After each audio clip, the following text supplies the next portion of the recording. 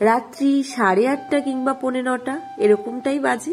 আমি রাতে রান্না করার প্রিপারেশন নিচ্ছি, যে সোনার পাপা বাড়ি নেই, বাড়ি আসার আগেই আমি রান্নাটা সেরে নিই। হঠাৎ দেখছি বেল বেজে উঠলো। ভাবলাম এত তাড়াতাড়ি কি ওরা চলে আসলো। ভাবতে ভাবতে দরজা খুলি, ওমা গিয়ে দেখছি বোন আর বোনের পর। আমি তো পুরো সারপ্রাইজ হয়ে গেলাম যে ফোন না করেই তোরা চলে আসলি, এমনটা তো কখনোই হয়নি।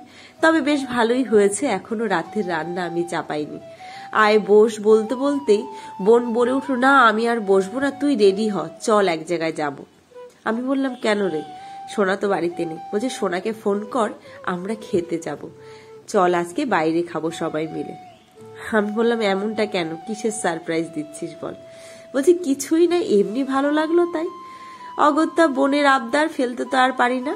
রেডি সেডি হয়ে বেরিয়ে গেছি খাওয়ার উদ্দেশ্যে। এদিকে সোনাকেও ফোন করে দিলাম, সোনার পাপাকে, যে সোনাকে নিয়ে তুমি চলে এসো রেস্টুরেন্টে।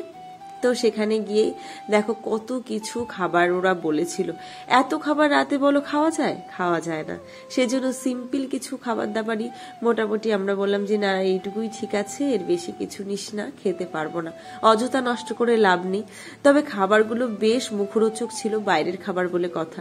আমি খুব একটা বাইরের খাবার খাই না, বাড়িতেই যত সম্ভব পছন্দ মতো রান্না করেই খাই। তবে বোনের সুবাদে আজ এই সন্ধেটা আমাদের বেশ জমে গেল।